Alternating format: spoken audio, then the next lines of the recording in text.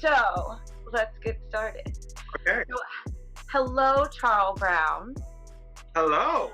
Hello, and welcome to the Collective Reset. So you are my first guest on my new podcast. Yeah, yeah, yeah.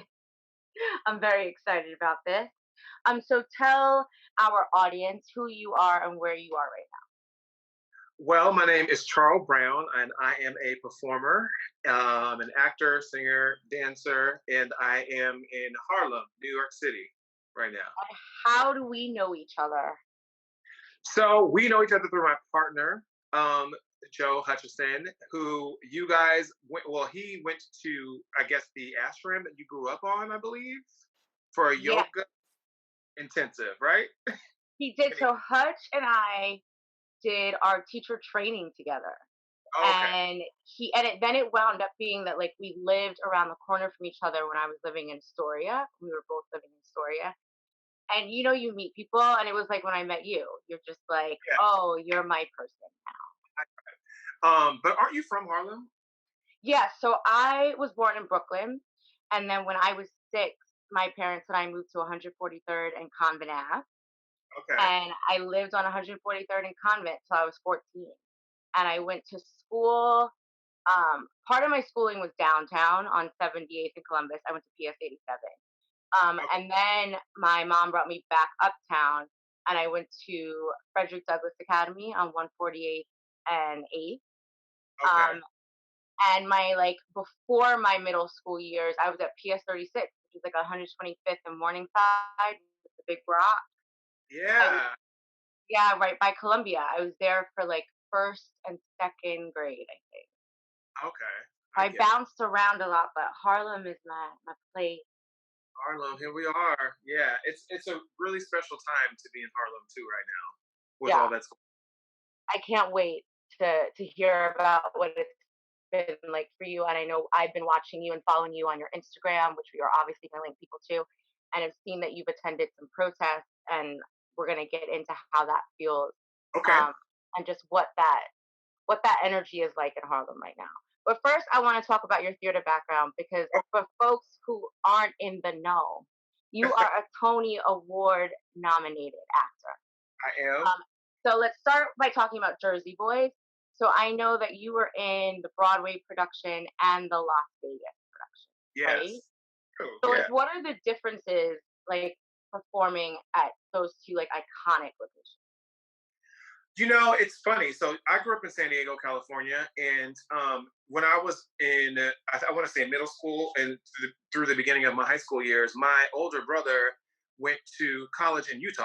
So Okay, we drive through Vegas all the time. I mean, we used to go to Vegas a lot, but that was the one time, like when he was in college, we used to go there quite a lot. But like every summer, Vegas, especially in the '90s, was trying to become more like kid friendly, and they like yeah, built closer to Circus and like they had water parks behind like MGM and all this stuff. So in the '90s was a lot of family activities in Las Vegas. So I grew up going to Las Vegas a lot, and so being able to actually perform on the Las Vegas Strip was like a mind blowing dream come true.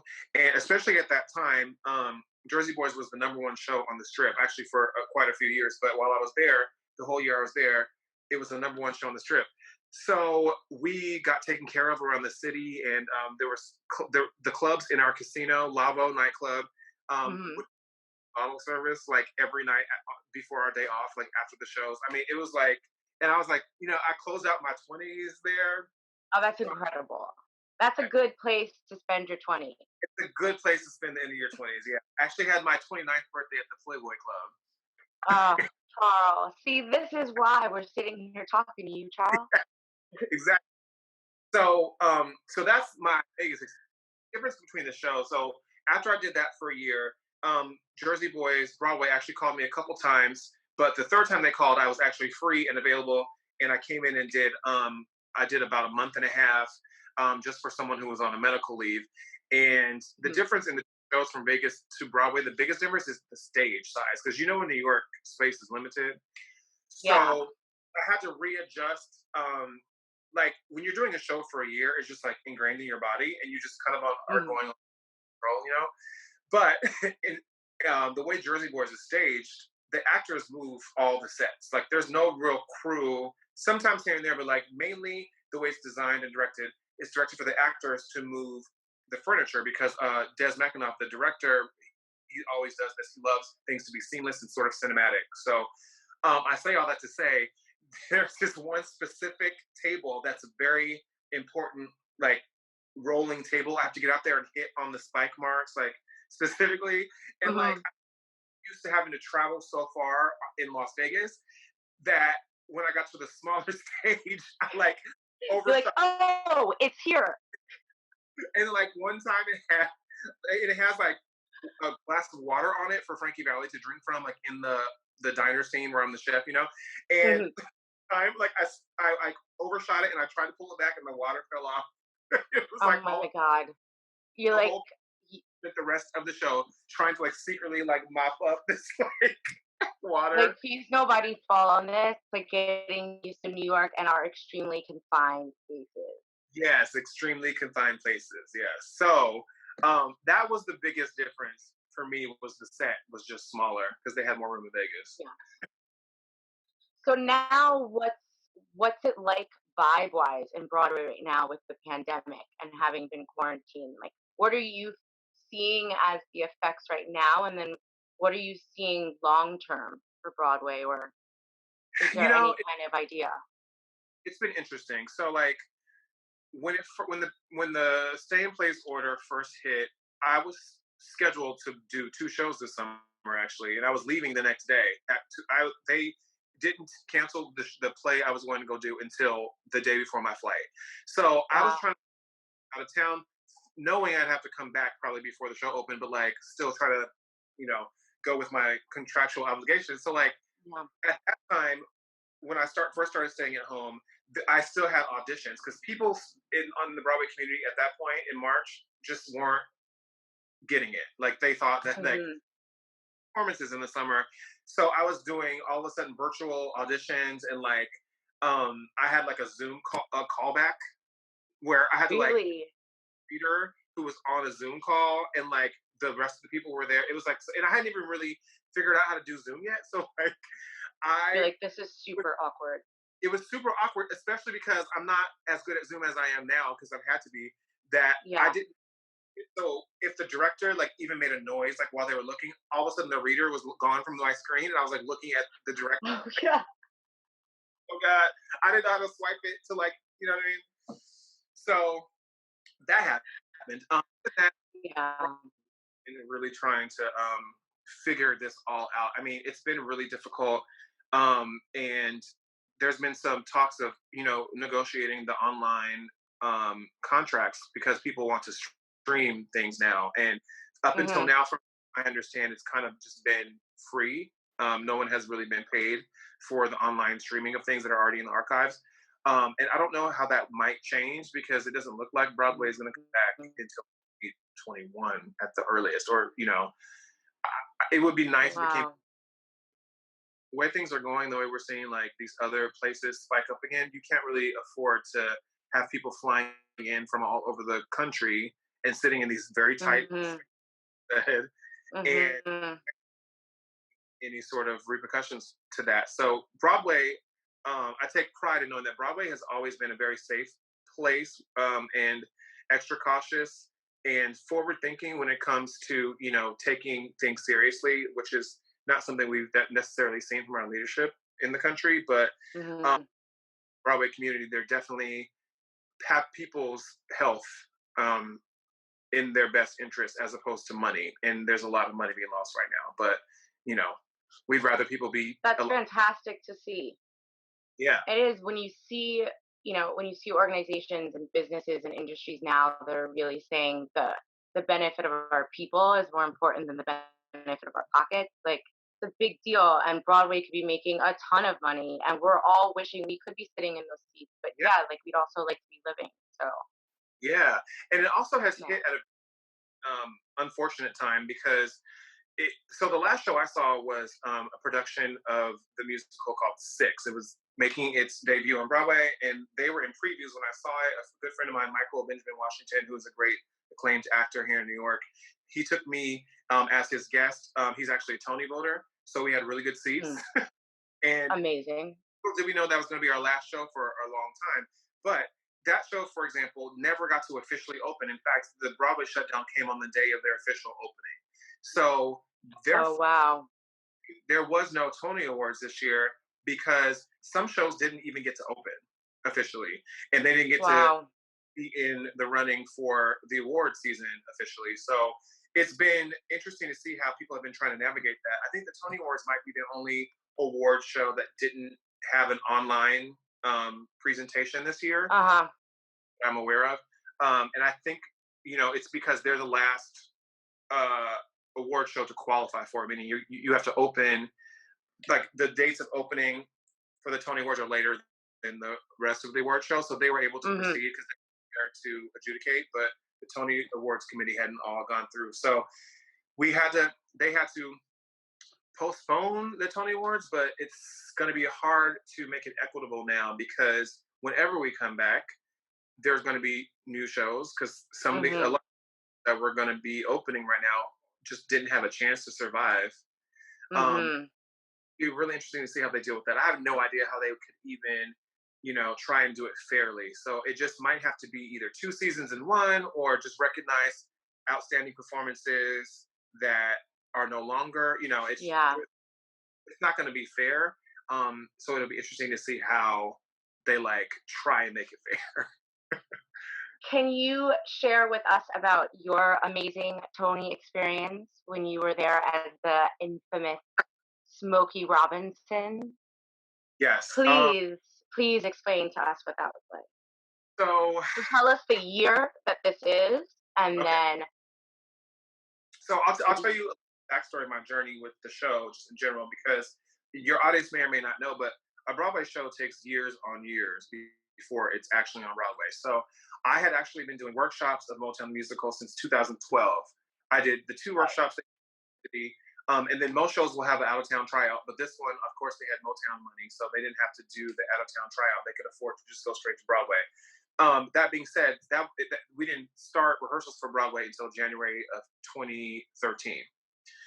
So we opened 2013, and I was getting lots of really good response, but I guess it didn't really dawn on me, or I was working so hard it didn't really matter, or I don't know what, but I knew I was eligible to be nominated for a Tony, but I didn't really think it just didn't seem real.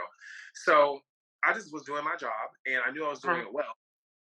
And I was getting lots of wonderful support from people in my cast, people who had seen it, but I didn't really think beyond that.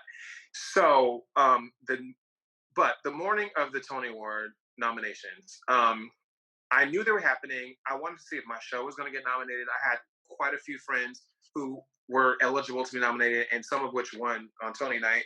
Some of my really mm-hmm. close, but I woke up just kind of to see that and just to see if Motown got nominated, and also in the back of my mind, knowing, oh, well, maybe they'll say my thing. No way. Mm-hmm. And you, when they got to Best Featured Actor in a Musical, I was like, oh, well, if they're going to call my name, it probably will be first. By the time I got that thought through my head, I was hearing my name and seeing my headshot go up on the. Well, tell us where you were, like what was the scene? This is huge. Like, who gets this phone call, picture, any of this?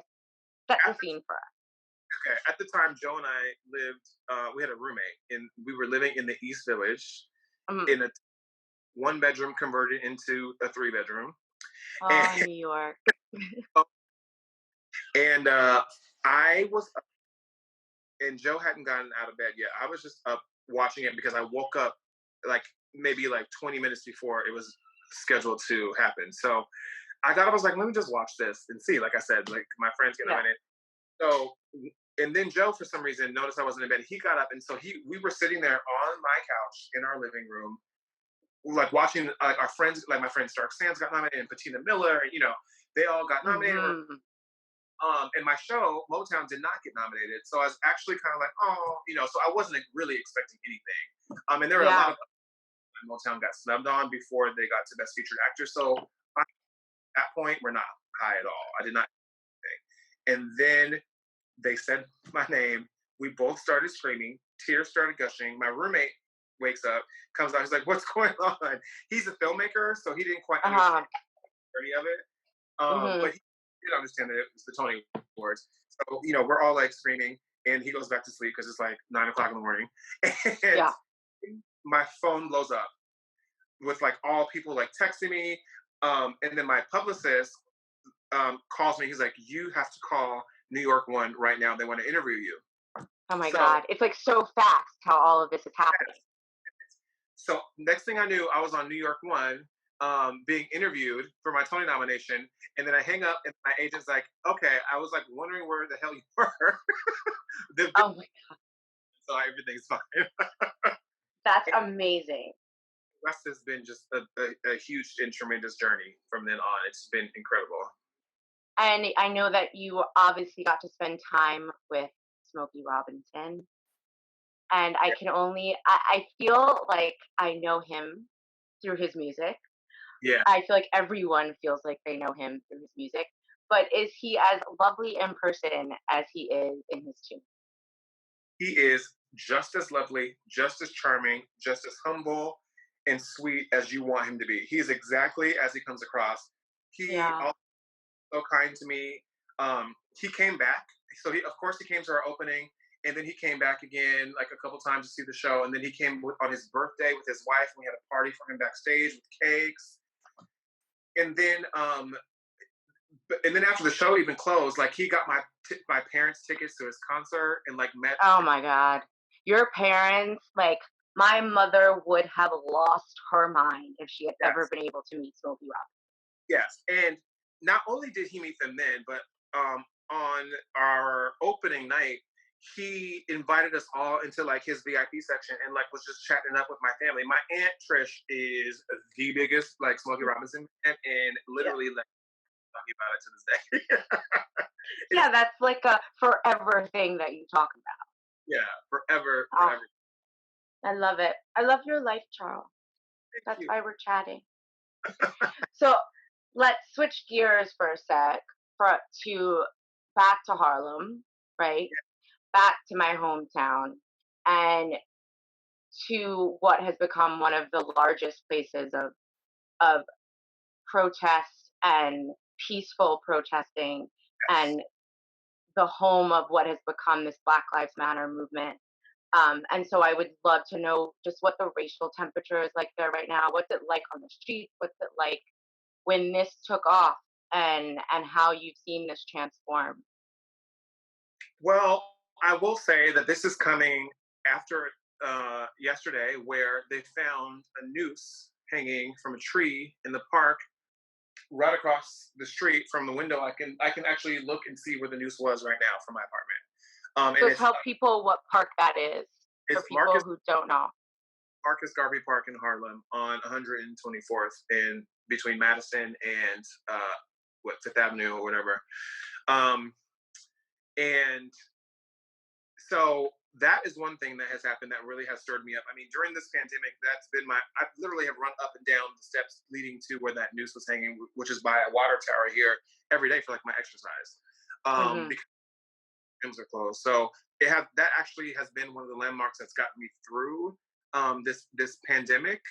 And has been happiness and like has, endorphins, and has been a symbol for me of like freedom. And, the one time a day I got to go out and see the sunshine. And now it's been, I'm not going to let it deter me or to intimidate me, but it's definitely like thought provoking that this can happen in 2020 at that site. So that really struck me hard.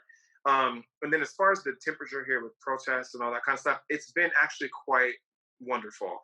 I've been to maybe 3 or 4 protests thus far. I'm going to another one on Friday for Juneteenth. Yes. From Juneteenth. Not sure when this is going to come out. But... Yeah, right.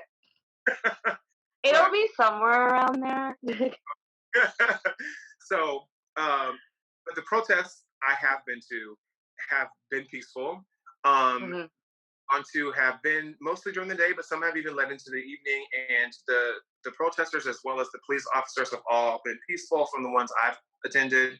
And Mm-hmm. it's a beautiful display of unity and solidarity with many of the non-Black allies who are there, chanting just as loud with just as many signs. That's been a beautiful thing to see, and especially after this pandemic, it really, you really realize that New Yorkers are resilient, and at this Mm-hmm. point, so many things. I wasn't here for 9/11, but I definitely was here for a couple of hurricanes or blackouts due Mm-hmm. to and other like major like New York events that have happened. When we were in the East Mm-hmm. Village nominated for the Tony, we actually spent that fall. We spent a week without power in New York, and Mm-hmm. I the kind remember. yeah, and we depended on the kindness of our neighbors to like charge our iPhones, and then walk back to the darkness. So, Mm-hmm. it's been great to know that New Yorkers, just regardless of race or ethnicity or sexuality or religion, can Mm-hmm. come to support the anti-racism movement. And I feel like Mm-hmm. in this melting pot of a city where we're all on top of each other to begin with, it's been like really encouraging to know that that still exists. Like the common thread of humanity is like still there here in New York. I always find like New York, from all the places I've lived, I found New York to be one of the warmest places I've ever lived. Yes, New I It's incredible, and I'm like, I get it. Like, there's a little bit of a sharp edge to us, but New Yorkers, when like shit hits the fan, New Yorkers rally for each other. And I was York. there for 9/11. I was there for a couple of those blackouts. I was there after Sandy, right when we had no gas for like people were Yeah, like there was yeah, no way to get around. Um, and I watched how New Yorkers banded together and how neighbors took care of each other. It's an amazing city. Harlem, what I find so interesting about it is when I grew up there, I was born in 1980, and I moved there in 1986. And Harlem was different back then, and the more you visit now, the more you see our white allies there. And it's incredible to know that in this time, it hasn't become a place that's become divisive, that it yeah, has proven to not just be gentrification and not just that y'all, that people wanted better real estate, but it really was that you also loved the people that you were living among right. and that they've shown up for each other. And I think that's incredible. Yeah, I do too. Love it. Yeah. So you've done a few protests. I know that you're also in an interracial relationship. Yes. So what are those conversations like? Like, have you guys had those conversations before? Or are those Yeah. conversations, because I know amongst my own friends, I have a lot of white friends, and Yeah. we hadn't had those conversations because either there had been no reason or I wasn't standing in my blackness enough. Who knows? I'm evaluating that now, right? Right. But there are conversations that are happening now that I think are bringing things to the table of, didn't know that you felt like that. So have you guys had to kind of navigate those uncomfortable waters at home? What has been so interesting for me and heartwarming for me is to know that I pegged my partner right, and to understand Yeah. definitely like has my back without question, and Mhm. has led a lot of the conversations and a lot of the like actions that need to happen like in our home. Like he definitely has latched onto the movement with veracity, and I appreciate that. But it's not Yeah. that have had these conversations always. I mean, Mhm. I've never shied away from having um, difficult conversations with regard to race. Mhm. Especially that's part of the reason why we get along so well is because we like to have intelligent and intellectual conversations and political conversations. And so, I mean, I knew what his values were. It's been wonderful to see how they have translated into this moment where it truly is about white allies and what they can do to help Mhm. solve the problem. Yeah. So, and great. Navigating conversations with his family for the Mhm. most part has been wonderful. Mhm. He does have two brothers and a future sister-in-law who are all police officers, and That's interesting. yeah, and one of his brothers, who I mean, I love them all, and we're all very tight. And one Yeah. of his stay at his house whenever we go to visit them in Reno. So like we definitely have a relationship. It's been hard. It's been very hard because of the things that have come along and attached to the peaceful protests that have made their jobs as police officers a lot more difficult, and they're Mhm. and being, attacked, and people are angry at the police. And Mhm. so it's been difficult as a black man to understand the anger and to navigate, my own feelings regarding the justice system, and know that for myself, I've never been one that's been, F the police. Mhm. Yeah. I mean, I understand it, but like I also know that the vast majority are actually there for the right reasons and are doing their jobs. But the ones that are horrible, which there are plenty, get the Mhm. attention. So my whole viewpoint is it's just the institution of the police force and not police officers. They've been trained in a culture that is racist and or biased. So of Mhm. course their actions are going to reflect that as individuals. And so Absolutely. it's been, and I will give credit to them that they have never been offended by the things I've say. I've also been very cautious to not be flippant with the things I post, but um, you know, Mhm. conversation, and have reached out and offered their support for me during like, even though they were being spit on, like, and yelled at, and their job has become a lot, Mhm. they definitely stand in solidarity with me. And my future sister-in-law, who's the girlfriend of one of Joe's brothers, who's also a police officer, she and I have actually had the most dialogue via, because she follows me on Instagram, and Mhm. putting her point of view across from the point of view of a police officer, but has never wavered support for Black Lives Matter and has never wavered in her support for me. And we've been able to have very, like, not necessarily that deep, but just like conversations with like coming from two different points of views. And she is a white female, so and a police officer. So I think that's really important for people to hear is that you can have these conversations, right? And that they can be uncomfortable and they can be with people of the opposing opinion. Um, I'd love to know if you had like specifics on like what you feel like something that you've said that's gotten your point across without it being offensive, right? Or something that they've been able to say or do for you. Like I know you said they called you, right? Even when they were going through something. yeah, That's a nice tip for people who are in the same situation, right? Like, what can I do, even as a police officer, for the Black people that I love? Here's a Black man saying, like, they called me in spite of everything they were going through, and that mattered. What was something that you feel like broke through to them, or that you were able to say with respect to their side? I will say I'm not exactly sure. I mean, I don't know that the relative I'm talking about, it was a breakthrough for her. I think she has always felt this way, and that was good to know. But there have Yeah. been breakthrough members of Joe's family, and one has been, people have really latched on to the meme. I don't know if you've seen it, with like the sheep and Jesus, and the one sheep who's like about to fall off the side of the mountain. And it basically, to sum it up, is like, Black Lives Matter is like Jesus worrying about the one sheep. It's actually from a scripture too. There's a scripture that goes along with it, and a lot of Joseph Okay. didn't bring that up. But the point is that, of course, all the sheep are valuable and all matter, but right now this one sheep is in danger, and so we're going to focus on that sheep's life. And for whatever, Mhm. that that one has hit home for a lot of people. Yeah. Um, and then also too, so Joe has three brothers. His other brother, who is not a police officer, um, recently had a revelation about Colin Kaepernick, and has admitted, he was like, I was upset at first about the fact that it was ruining my football, and I just wanted it to be, my football entertaining. He's like, but now I completely understand that Black people have just been peacefully asking for attention on this matter, and it's not about Mm. me wanting to watch football. And he was being Mhm. president, and it was spun into something it wasn't, which was about the flag, or Mhm. and that was unprompted.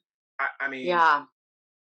offer that up on his own, and he also said, seeing George Floyd, in that whole situation, which I don't care to recount, but Mhm. seeing made it hit home for him. And I think that's, Yeah. as a nation, for whatever reason, although as Black people we've seen this since Rodney King and have been aware Yes. of it more so than most. Mhm. For whatever reason, this particular imagery has like really struck a chord with white people Yeah. and us who are Yeah. black different way. And I'm happy that it's happened. I'm not sure why it's taken so long. I mean, I Mhm. remember wearing my cross colors, no justice, no peace in the '90s after Right? Rodney. Yeah. Yeah. This is a new concept for us, but I'm happy that the world has actually caught on. I do think that that is, I write a lot when I feel like I have to like process what's happening in my head, especially right now. And one of the things I was writing about was like this confusion about why this looting and why this fighting and why this anger. And it's like, because y'all have apparently missed, you know, B through T. Like Yeah, a lot has happened, and we were there and have built up so much anger. And it's like there have been so many years of peacefully saying, please, please, please, that we have arrived at a point that you seem surprised by, but we have been here. Um, and now yeah, we're I agree with you. I am happy that there are the eyes have been open, the curtain has been pulled back. Um, and I hope that everyone has signed up for the marathon because that's what this is. I hope it wasn't just a black square on Instagram. Yeah, I hope so too. And we'll see. And time will tell, and actions will actually, speak louder than words. Yeah, But be happy about the legislation going through, and yeah, even just things that should have happened a long ago. Like Governor Cuomo today announced that Juneteenth is going to be a holiday. And holiday. Yeah, just things like that, just simple recognition of our heritage and our contributions to American society is another hmm aspect that we often are not allowed or haven't been allowed up until now. I mean, the monument of Martin Luther King just went up a few years ago. The African American hmm History, which I've been to, just went opened a couple within the past year and a half or so. It's these. The world is finally starting to understand how valuable we are to hmm society and the contribution hmm have made to society, and that has been a beautiful thing to see. But unfortunately, absolutely. for some circles, it's being spun into something different. And I do have a family. I do have a couple family members that I won't say who they are, but I have a hmm couple of unfortunately aren't receiving the same outlook on their hmm Facebook or their media sources, which I think might only be Facebook or Fox News. And hmm the Black Lives Movement has become intimidating to them because it seems like it's all from the news that they're getting, it's only about the looters, it's only about the anarchists. And while as a black, hmm I'm not going to judge people setting things on fire because hmm I would never do that myself and I don't condone it, but I'm hmm not going to do that because we're at a breaking point, especially after having been locked up for a number of weeks. People's mental health hmm and the communities most disproportionately affected is the black community. That being said, there are hmm many white people. There's a far right group that has like the person who shot the cops was Forbes finally put out a report that it was actually identified as a part of the Boogaloo group, which is the far right group that were opportunists taking advantage of the Black Lives hmm movement. hmm Just everyone should know that peaceful protesters or people who are for the movement, which is the anti-racism movement and the hmm progression equality, are not about tearing things down hmm or about hurting police. And I've seen hmm protesters protecting police officers who have found themselves in precarious. absolutely. So I would like to identify and highlight those things more because hmm I am and what the world that I would like to live in. And it's unfortunate that it's gotten to this place, but what do you expect when you've been had your knee on our necks for Yeah, years? 400 years. Yeah. I feel as though like it's how the media is portraying the Black Lives Matter at this point is like akin to how they portrayed the Black Panther Party. Like Yeah, that wasn't the Black Panther Party was not a militant party across the nation. They had areas of it that perhaps were, but a lot of it was invested in philanthropy and community giving and education. And simply because they had afros and dressed in all black, the media said that they were anarchists and were looting everywhere. That wasn't true. And the Was it? same goes for this movement. There are peaceful protesters and not. And there are peaceful there are violent protesters of both races. We've seen that. Yeah. And and I do wish that no. That all right. So, but looting and rioting has happened so many times by non-black protesters after Mhm. football sporting events. They flip over Oh, buses yeah. are all the time. It ha- Mhm. that is for literally no reason. Yeah. Philly, So Philadelphia Eagles, what happens after those games? Like, they tear their city apart, but that's expected to be okay because it's for your quarterback. Like, that doesn't make any sense to me. Ours is for justice. Like, at least yeah, ours has a reason. yeah, exactly. Yeah. So, one of the reasons that I decided to call this podcast The Collective Reset was even when it was the quarantine, I felt as if there was a reason that we were being asked to slow down. And there was a reason why the universe was kind of being like, take a seat, for both environmental and human reasons that we needed to reevaluate ourselves. I think what's happening with the civil rights movement is allowing us to do the same, right? It's making us have uncomfortable conversations and peeling back layers to ourselves and our jobs and our families. Um, and so, what I am hoping for myself and for all of us is that we learn through this podcast how we're all kind of resetting through this, right? And what this has brought about in us that makes us feel like I'm not the same as I was back in March when I had to come into this apartment and close the door. So, how do you feel like this pandemic, this movement, how do you feel like you're different now versus who you are before? Or what do you feel like has grown or changed? And or what do you feel like the shitty parts that you've lost maybe? Like maybe you've uncovered some shadow sides that you're like, I'm gonna let this go. You know, there's so many layers to the answer, but I Yeah. think it has caused for me a lot of mental anguish because, or just I would say anxiety, because I don't know how the industry will resume. And at the beginning, before the death and murder of George Floyd, I didn't understand how I would have to pick back up or what it would be like to pick back up and try and re-establish my career because everything is going to be new. Now, at least I feel as a Black artist that I will be sought out to have my voice heard and to portray perhaps even roles I never would have been considered for before. That gives me a little bit of Hmm. help. But the negative sides of it are, it has definitely caused a rift between a couple of family members and myself at the current moment. I mean, it's really still fresh. So, hopefully there will be some sort of resolution eventually. But um, Hmm. because there is love there, it's just we see the world just with completely different experience. And so it's hard for people to understand, I think, how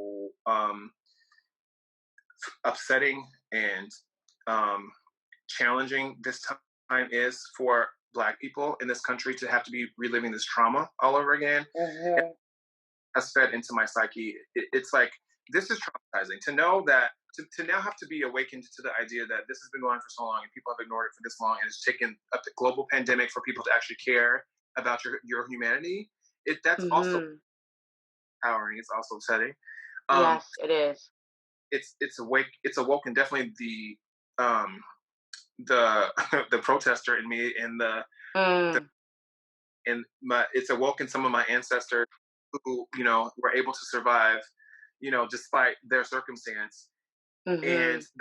and I'm very happy about, and I am going to fight for equality like I always have been, but with even more fervor until I die, and that's for the better of everyone, not just for the better of Black people, but everyone deserves to not have the disease of racism. Unfortunately, Hmm. I feel like it has empowered me as a now 40-year-old Black. I just turned 40 in January, mind you. So this all has Oh, happy birthday, baby. you. So this decade for me, it's a new world. It's like I don't. This is I don't. A year ago, I could have never imagined it would be. Yeah. Um, I'm inspired, I'm invigorated for the work that has to be done. And within the Broadway community, we're having lots of difficult discussions, and there have been many forums with our white colleagues who are Mm-hmm. unanimously by our side, which has been great. All of the That's producers. amazing. And so there have been all these different spaces where we've been able to express our gripes and our experience, which people haven't been open to hearing before, and that's also inspiring. It's like the simple things like when you have a mostly black show with men wearing their own hair, you need to have a barber because Mm-hmm.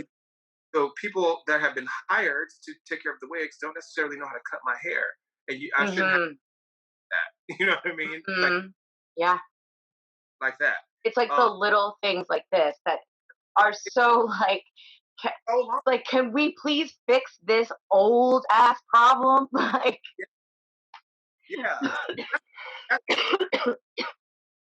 that's really what I think. What it is, I think I uh, am awakened to the things I've allowed. I've been able for my own survival, my own mental survival. I've allowed hmm to occur, even though I knew they weren't necessarily in my best interest or just yeah. because just got to get by, and you just want to hmm work, or you just want to be able to interact with people and not have there hmm be out every little thing that they hmm unknowingly or maybe knowingly have done that is offensive or hmm as a black person that I've dealt with a lot of microaggressions in my career and in my hmm life that I can no longer really stand for, and that's for the betterment of all of us because it's hmm not go by anymore. Absolutely.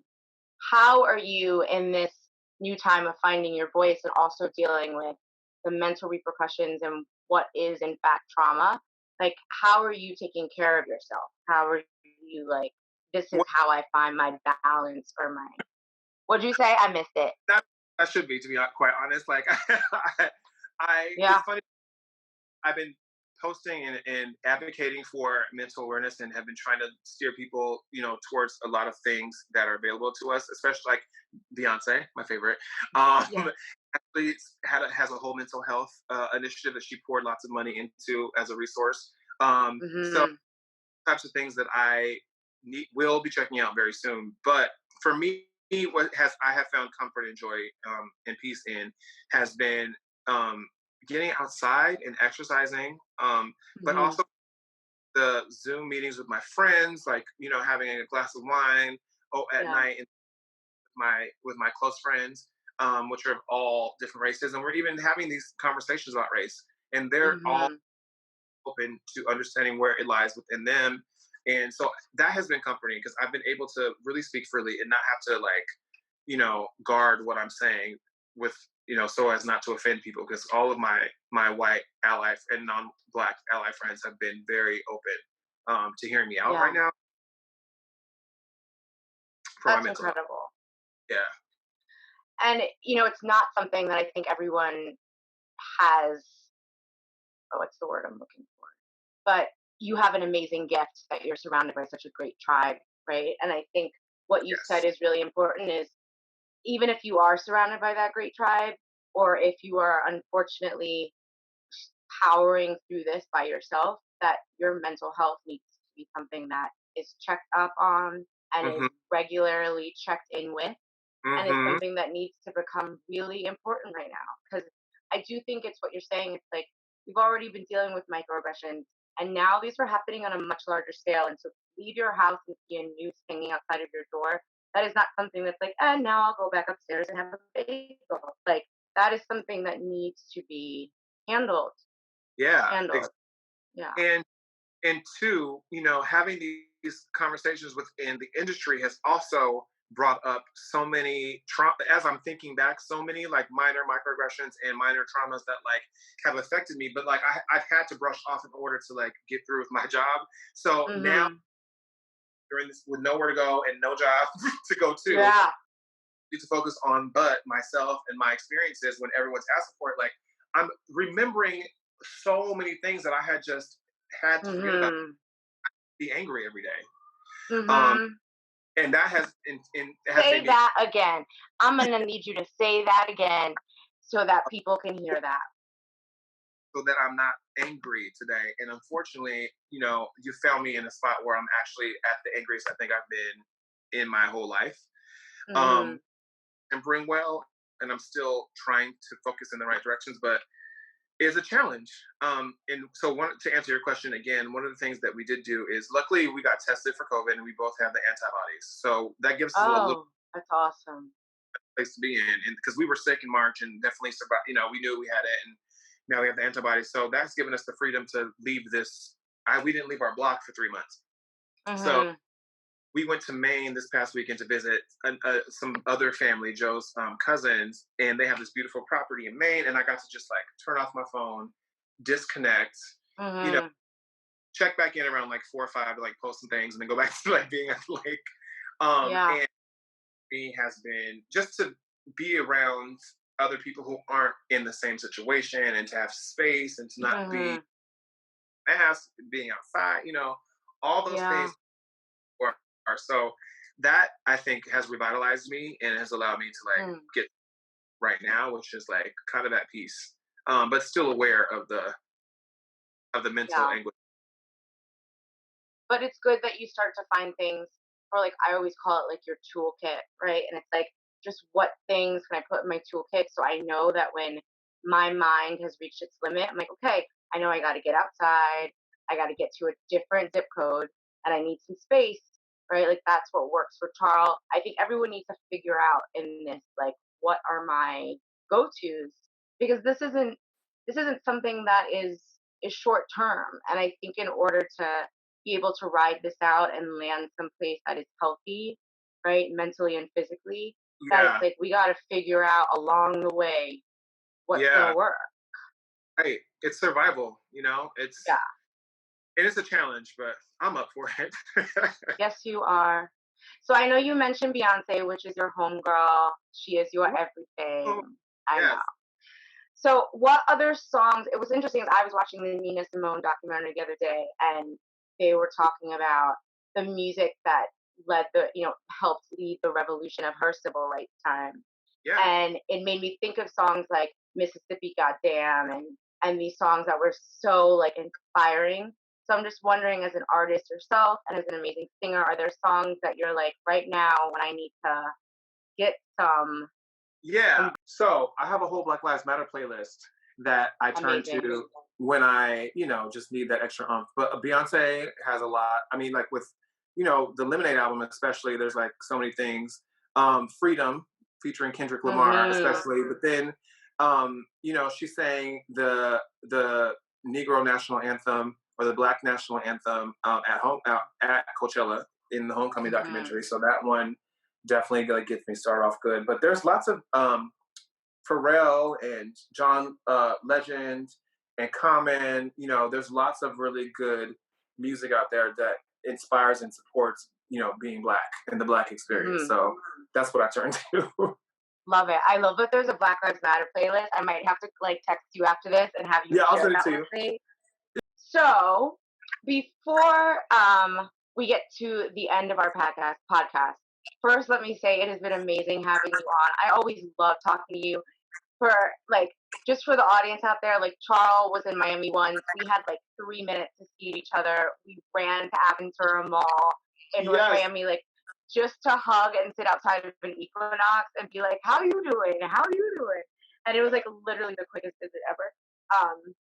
I would love for you to tell people how they can find you. So your social media handles, whatever you would like to let us know. So I'm pretty much only on Facebook and Instagram. And so my Facebook page is just Charl Brown. And go on and like that, please. And then my Instagram is at Brown Charl. At Yeah, Brown Charl. he's got wonderful content. I love following Charles. You can also see all of the plants that Hutch seems to be making macrame for, which Oh yeah. I'll give you a little. I mean, that's like our little garden. is amazing. Sorry. It's amazing. Like every time he posts another plant, I'm like, he's doing such a good job with all these goals. Yeah. There's so many more. That's just like the ones in this You room. There's like guys need to start it. yeah, There needs to be an Etsy shop.